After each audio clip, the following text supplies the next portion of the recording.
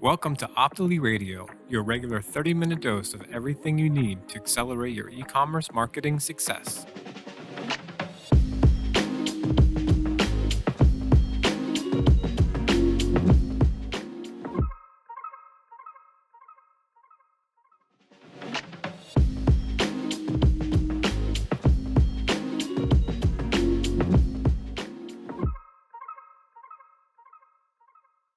Hey there, and welcome to another episode of Optily Radio, Accelerate E-commerce Marketing.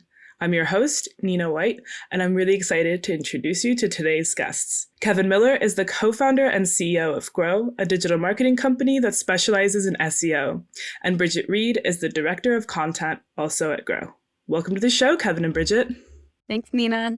Thanks, Nina. We're excited to be here. Cool. So why don't you both tell us a little bit about yourselves, how it is you got into content marketing, SEO, and how GR0 came about? Well, Bridget and I are both Floridians, which is probably the most important thing that we'll tell you today. Proud Floridians. But yeah, so I'll speak for myself about how kind of GR0 came about, and then Bridget has a really interesting background around how she got into content, which I'll have her speak to. But I started my career in San Francisco. I wanted to work in technology companies, and I was fascinated by Silicon Valley and all the innovation that has historically been done there. And I worked at Google for 2 years, and I was managing ad campaigns for small and medium-sized businesses. And at Google, I was focused exclusively on the ad side of the business and had nothing, no involvement or knowledge around search engine optimization. That was kind of an unspoken thing at Google, which I found to be so ironic because that's what they're known for, right? Is the organic search results and providing the best information to consumers online. And I became really interested with the idea of, what it takes to build a website and grow it to get a lot of organic traffic. And I learned a lot about storytelling through my research and how to make a story compelling and what really can captivate an audience and get them to continue to read. And fast forward maybe 6 years after that, I had worked at a number of different companies. I moved to Los Angeles. I started doing freelance. I started doing SEO as a freelancer, and I met my co-founder, Jon, and we both, had the same passions. And he was also freelancing as an SEO consultant, and we decided to join forces. At that time, he was already working with Bridget at another company. They had fostered a really great relationship. She was doing exceptional content for a financial services company that he was involved in. And so we knew that we could count on Bridget to be our first employee. And at the end of the day, GR0 is a digital marketing agency, but we are really a content company. We're a storytelling company. And everything we do is predicated on our ability to storytell on behalf of brands for both the brand story, but also for performance reasons. And so that's kind of what we're all about at GR0. We've been around for 2 years. We have 85 full-time employees. We have about 250 clients. And with that, I'll hand it over to Bridget to talk more about how she got into the content world. Thanks, Kevin. So just to touch on what Kevin said is I met Jon, who introduced me to Kevin. We were doing content marketing as freelance, content writing as freelance work on the side. And as he scaled his clients with Kevin, started asking me, do you know anybody else who writes? And one writer led to 5 writers, led to 10 writers. Now we have more than 200 writers in our network. And we within that first year, we scaled from 20,000 words of content to 2.5 million words of content in month to month. Wow, that's some growth. Yes, definitely. Amazing. Yeah, it's great to see how much you've been able to scale up so quickly in, 2 very, very strange years. But I think, I'm sure the pandemic had something to add to that, just because everybody was all of a sudden online and trying to, rank. So going off of that, why don't you take us through your typical process at GR0 for onboarding new customers? What are kind of some of the things you look out for, some of the red flags and, typical kind of mistakes that people are making, especially on e-commerce websites? Well, our first job is to evaluate if SEO is the right marketing channel for the customers we're speaking with, our respective customers. That's what I think we offer in a way that maybe other agencies do not, is that everyone who's in our sales department has a full broad spectrum understanding of what it means to be a growth marketer. So they've had personal hands-on experience doing email marketing, Facebook ads, Google ads, a number of channels that we don't even offer at Grow. But the reason why that's required is you really need to understand a full marketing landscape in order to make an informed decision on what you might recommend to a potential customer. So we take all of that into consideration. And if all of it makes sense, meaning the company we're speaking with has tried other channels and we understand their results, and now we agree mutually that search engine optimization and content writing is what is going to be most beneficial for them given the goals they've expressed, then we move forward. The other thing that I think is very important is making sure that the prospective customer has an understanding that getting organic traffic is a very difficult task that takes a considerable amount of time. And building a strong reputation online, getting hits in the press, getting high quality backlinks that makes your site authoritative in the eyes of Google is not something that is done overnight. And it needs to be done in a very authentic, real way. And that's the only way to win, in the world of organic search. And so we try to qualify all of our customers and help them understand this is exactly how we work. This is how we expectation set. This is what you can expect. And if after all of those things are, thoroughly discussed, it's just like an interview where it needs to be mutually beneficial. It's not just, a one-way street. So we try to qualify, hey, here's what we're great at. Here's what we're not so great at. Does this fit with what you're looking for? If so, okay, great. Let's move on to how much this costs, what it looks like to be onboarded here, and what your team support will look like. But that's how we try to put a lot of effort up front, making sure that it's the right thing long-term for the customer. Because as a business owner, if we take on the wrong client and they end up leaving and they're unhappy with their experience, it's terrible for a number of reasons, both business-wise, but also personally. It weighs on a lot of us at Grow because we care so much about the success of the client.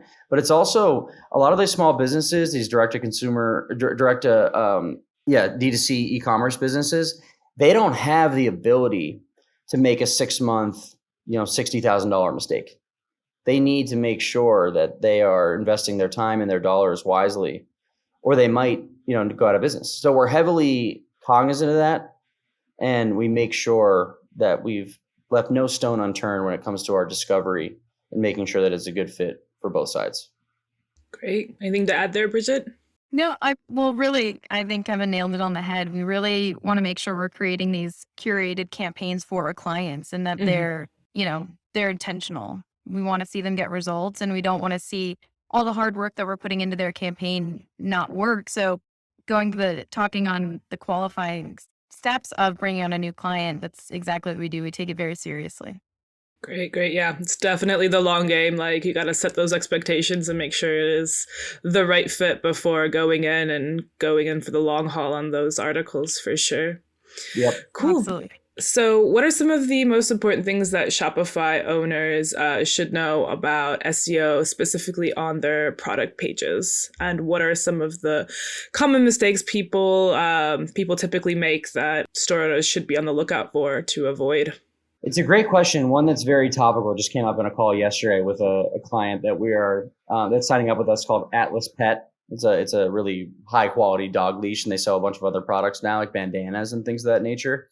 One of the mistakes the e-commerce owners make is they title their product as something that is exclusive to their brand and not the actual name of the product that someone would search on Google if they didn't know about this specific product. I'll give another example from Ritual, the women's vitamin company, who you may know, Nina.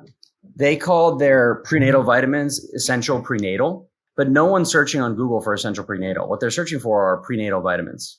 So we had to change the SEO title tag to be prenatal vitamins - essential prenatal Ritual. And when you make a small but meaningful change like that, it drastically changes where you rank on Google. So that took the Ritual vitamin page from position 50 to position 7 in about a month. And it was something that was very small. Now, what also helps, which Bridget can talk to right now, is adding unique content to the PDPs and collection pages to help consumers understand more about the product, what it offers, what to expect, what dose to take it in, things of that nature. Yeah, definitely. The expanding on, in ways with like FAQs, or just expanding on with just generic informational content that goes on those pages. And something I was going to add to is also we see a lot of cannibalism across sites with a lot of different brands. They tend to write copy that's too similar for Google's liking. So we come in and we try to, condense it, have them both go for their intentional keywords. But definitely PDP and collection page content is important.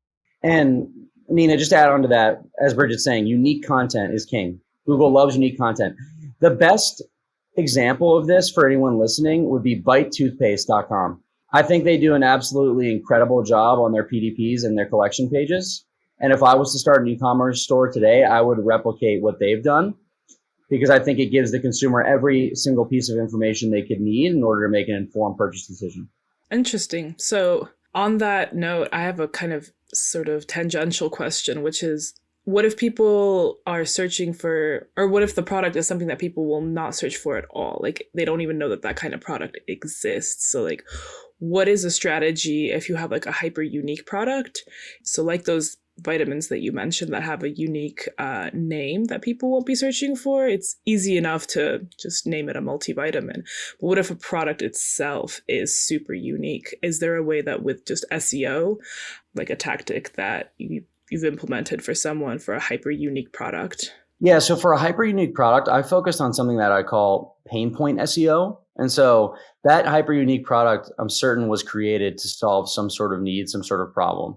And so I'd want to identify what that problem is and write a blog post that explains how this product could be a potential remedy. I'm sure it wouldn't solve, the problem 100% for every single person, but I'm sure it has contributing elements to it that can help remedy whatever that problem might be. And so answering questions around that problem and positioning the product as a potential solution to it is the way to do that with SEO. Outside of SEO, historically, we've seen thousands and thousands of products like this that don't have a lot of inherent search volume or intent because it's brand new.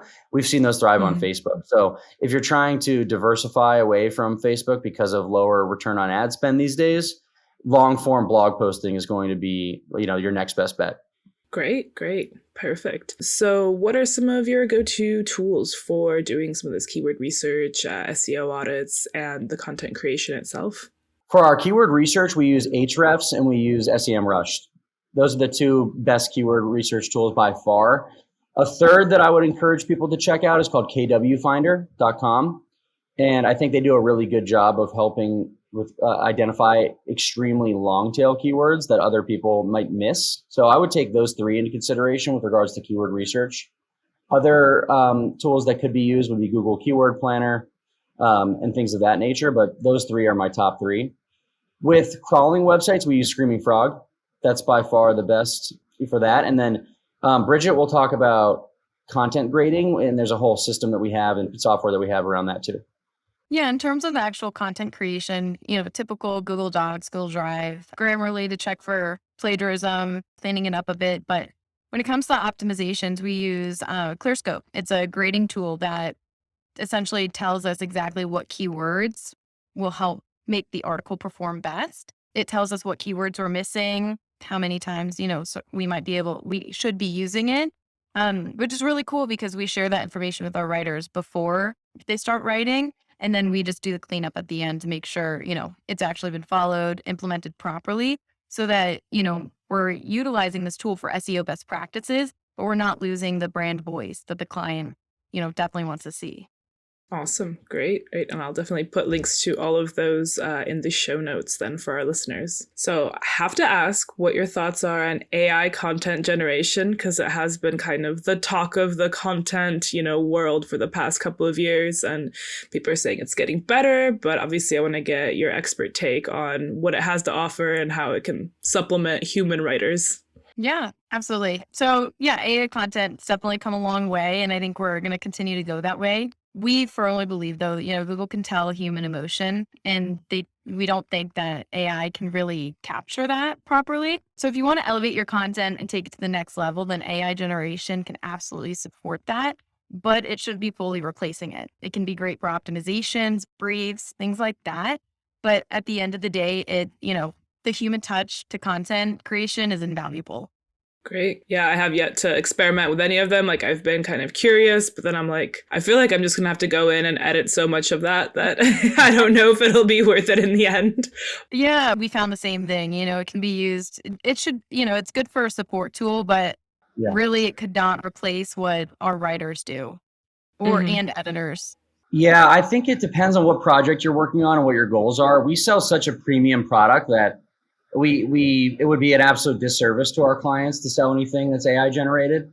Google can really tell, the difference between human emotion and what's written by a computer. And I don't think that's ever going to change. So we will always offer, content that's written by a real human being that speaks with the brand, that understands their brand voice and their tone and how they want to communicate with their customer, which is ultimately the most important piece that AI could never replicate. Yeah. It's more authentic, organic. Yep. So on that note, like what sort of tones of voices do you typically find most successful for D2C brands? Is it like super casual, like I'm your buddy, or a little bit more authoritative? Or do you feel like it really does vary from product to product? It definitely varies product to product. We see, on average, informational, informational, light, authoritative, but not in a way that's not digestible. You can be authoritative and show that you are a thought leader in that industry with being, digestible and on a grade level reading where people actually understand it. Google at the end of the day wants people to they want to answer people's questions very directly. And that's not, it has to be in just sorry, I'm over talking, but it has to be a digestible way. So yes, casual is great. Informational, authoritative. Great.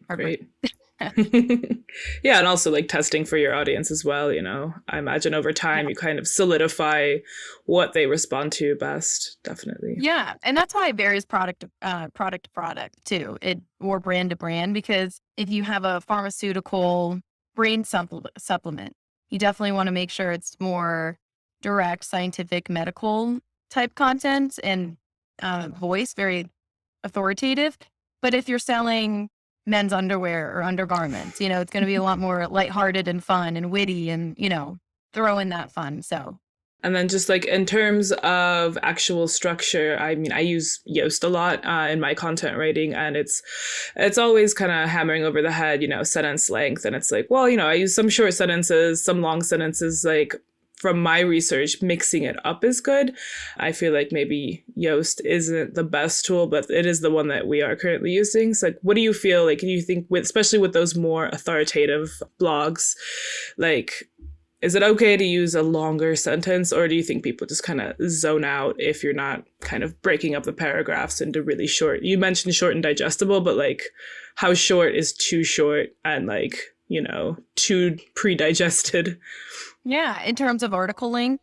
Just sentence length, even paragraph length as well. For SEO, they say longer, 2,000 words or longer is better, but like, are people even reading 2,000 words is really the question as well. So yeah, just length overall. So overall, 1,500 to 2,000 words is a really good happy medium when it comes to an SEO article. However, that does need to be broken up into smaller paragraphs. Paragraphs should be 2 to 4 sentences tops. Anything that looks more than that can, be unattractive to the reader. So keeping it short, sweet, simple, concise is definitely the key to keeping people engaged and on the article too. Mm-hmm. That's totally fair. Lots of newcomers, and I'm sure you're dealing with a lot of them in the past 2 years especially. So a big factor in SEO is, of course, age of the site and the articles itself. So what can new brands do to rank, on the first page, of course, and rank, not a year down the road, but within, a month or two of getting an article up? What are your tactics for new brands? Well, very tactically, I think press releases are great. So putting out a press release announcing that you've launched the company, and then subsequent press releases announcing new product launches or other features or different things that would be interesting to consumers. The links that you get from those are called no-follow links, but they're still valuable from an SEO perspective because legitimate companies do press releases, trustworthy companies do press releases, and therefore, you become at least a little bit trustworthy if you do it as a new D2C brand.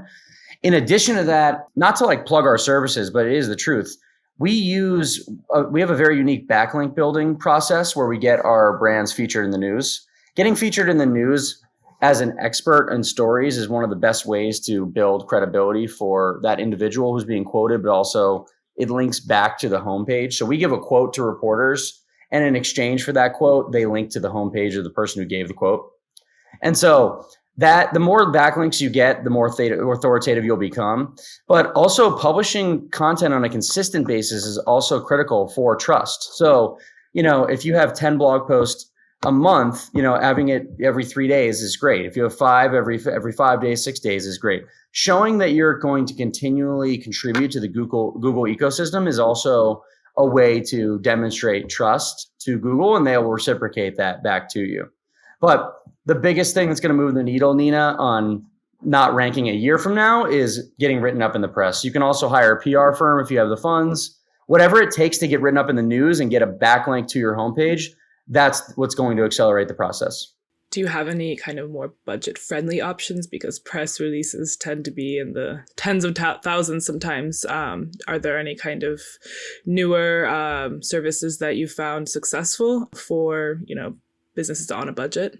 Well, actually, the press release is one of the cheapest things that we recommend to people to do. It costs about $600 to do a really well done press release.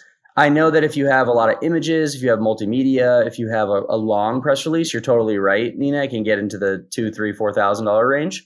But if your press release is 600 words or less, no images, it can be about $500 or $600 through PR Newswire. And so that's the cheapest most cost-effective way, because you're getting your brand launch out and you're also getting these backlinks. So it's great. It's great from an economical standpoint. Hiring a PR firm is likely going to be out of the question. Most good PR firms are $10,000 a month just a retainer to get started. I wouldn't recommend that to a lot of people. One service that people can use if they're listening is called helperreporter.com. That's one of the marketplaces that we use to find out what journalists are writing on, and we position our brands to give expert quotes.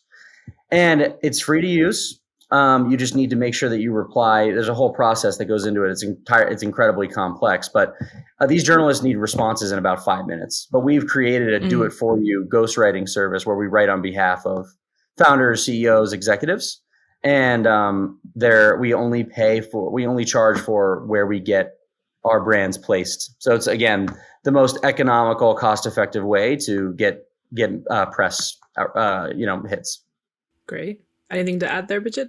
Kevin nailed it. Cool.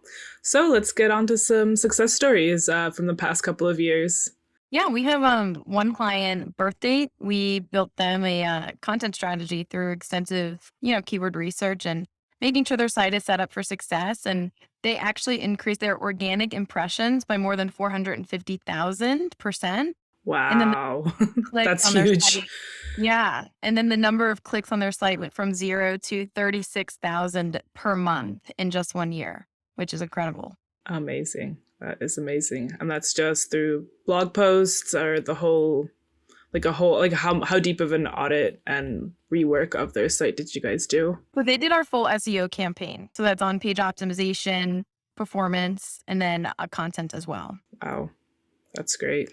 That's really great. Yep. And then I have one case study as well, Nina, which would be for a company called Gainful.com. They're a personalized protein company based in San Francisco.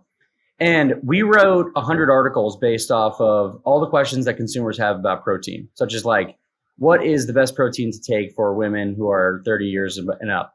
What is the best, how much protein should I take per dose, per workout? Should I take protein before a workout or after, or both? We answered all of those questions, and the website went from about 500 daily clicks to about 5,000 daily clicks, all from organic search. And it took about 12 months. So I want to set expectations set properly for all those listening. It took at least 12 months to do that. But we published every 3 or 4 days for that time period, and that was the result. And so it's had a very profound impact on the blended cost per acquisition that Gainful is observing now as a result of these efforts. Amazing. That really just kind of goes to show the power of SEO in the long term. And it's, definitely an investment, but wow, that really pays off. Tenfold increase in organic traffic. Yeah. Amazing.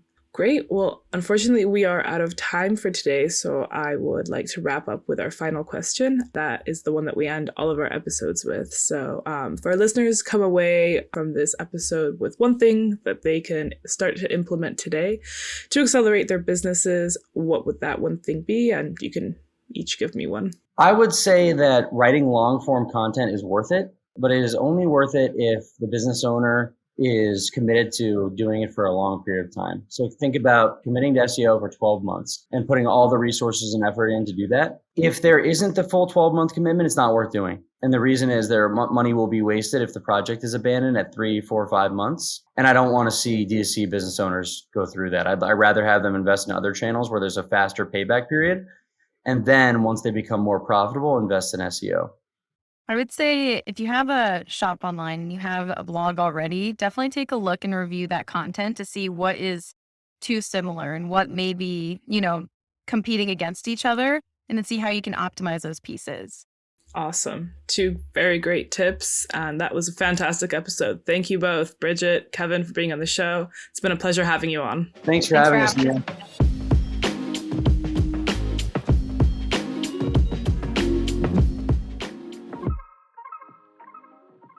Thanks for joining us for this episode of Optily Radio, Accelerate E-commerce Marketing. We're of course brought to you by Optily, the new Shopify app that's revolutionizing how store owners manage their ad spend across Facebook, Instagram, Google, and YouTube. If you're one of the millions who is struggling to know where to spend your marketing dollars for the most impact, try out Optily free for 2 weeks. Watch your returns increase, hours open up in your schedule, and achieve your business goals fast. Learn more at optily.com. We'll catch you back here next time on Optily Radio for more expert tips on growing your online store through marketing. Take care.